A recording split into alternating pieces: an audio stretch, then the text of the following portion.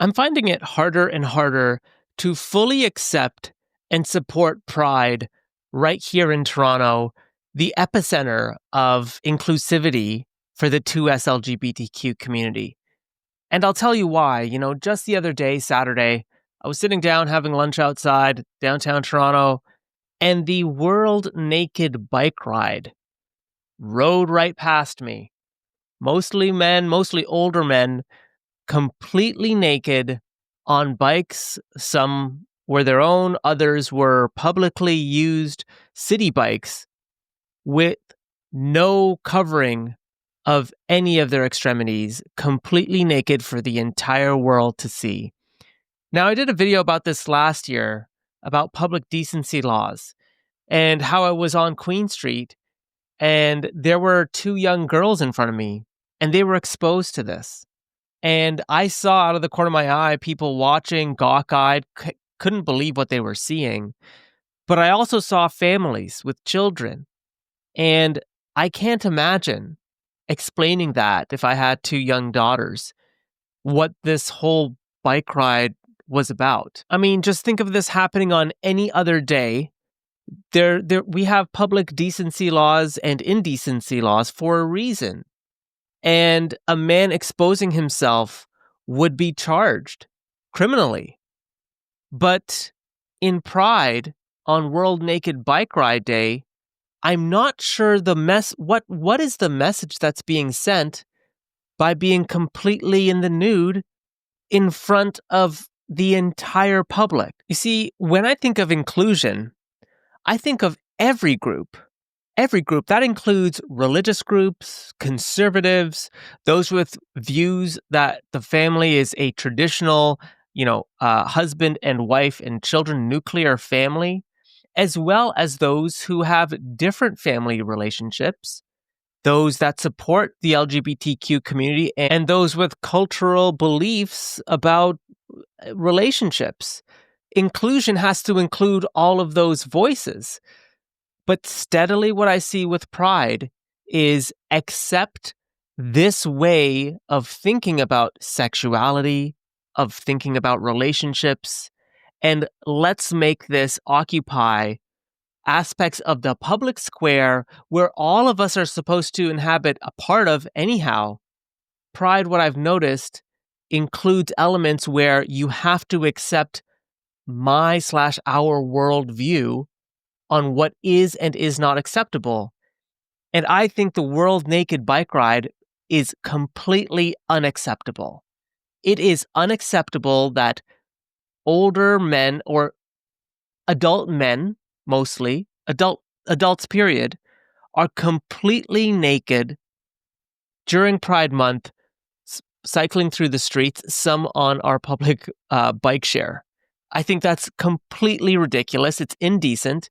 And it's absurd.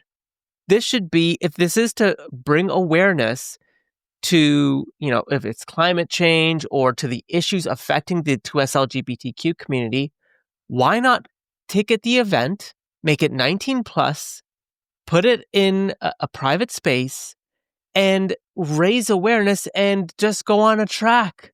That way, it's a 19 plus event, there's public nudity, or there's nudity, but you consent to it by buying a ticket, and it's all good. Why is there this need to take your view and push it in a public space that everyone of all ages can see? That is absolutely absurd to me. You see, on one circle, I think of, freedom of expression. And then on the other, there's the respect for public space. On previous videos, I talked about the need for social cohesion for, Uber drivers and cyclists and not blow through red lights and not cycle on sidewalks, etc. There's a social cohesion aspect and element missing for those that are coming to Canada. But for Pride, I find that the respect for public space isn't always there, which is evident in the World Naked Bike Ride. There is no respect for the public space. Now, I know some people think of this as tongue-in-cheek and they think it's fun, et cetera, but the public space and the public square, the way I categorize it, it has to be respected because it has people of all different faiths, backgrounds, beliefs that do not agree And beyond that, not everyone wants to see public nudity. I would say the majority of Canadians do not want to see public nudity ever, especially public male nudity, ever. And this is my problem with Pride.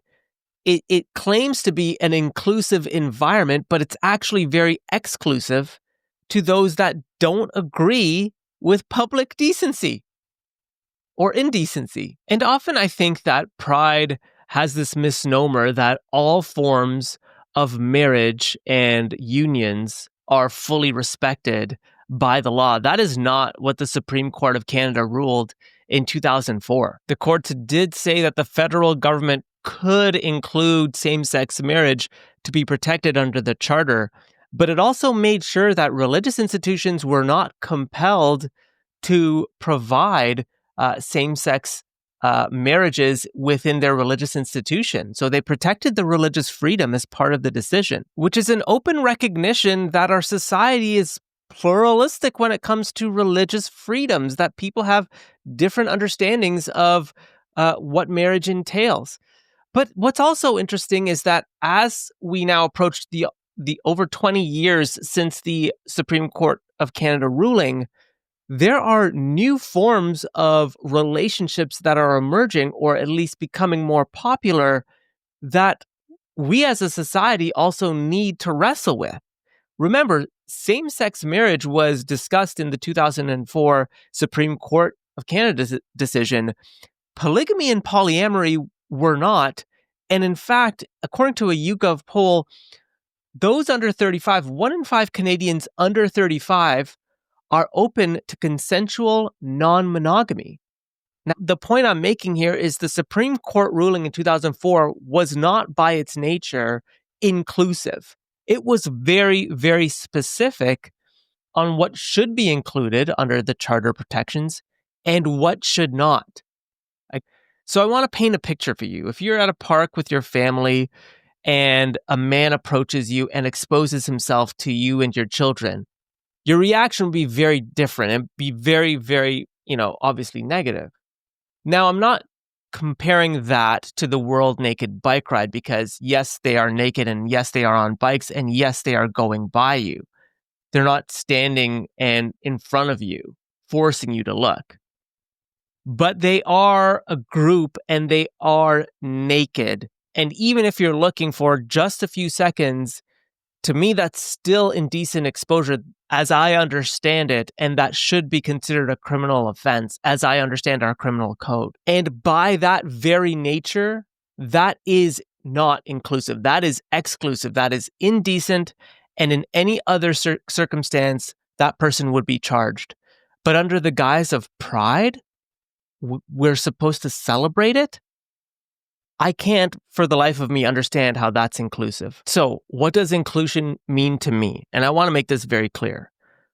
I am not against LGBTQ rights. Yes, there should be protections for people of all different sexual orientations and gender identities.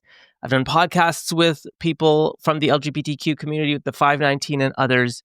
I truly do believe there is discrimination still, and those individuals need to be protected because of harassment, physical violence, etc. that does happen. But I firmly do not believe in coercing the public square into hyper-sexualized events, hyper-sexualized programs. I was walking down the street last summer in Toronto, and there was drag storytelling for kids at Ripley's Aquarium. No hyper-sexualized programming. I feel like that's a coercive event meant to share a very strong hyper-sexualized message that I don't believe resonates with the general public. And so I can't understand how Pride can be determined as inclusive when some of the events are truly exclusive. And I think, to be honest, if we want to know what inclusive means, it's actually quite scary. It means treating everyone of every background, of every religious and cultural belief, especially when it comes to marriage and relationships, as having a voice inside the public square. And that is scary to some because that's very uncomfortable to hear people who you may consider very liberal in their approach or very conservative in their approach. But either way, that's what inclusion must mean for our public square. But let me know what you think, and do you agree with the World Naked Bike Ride? Let me know.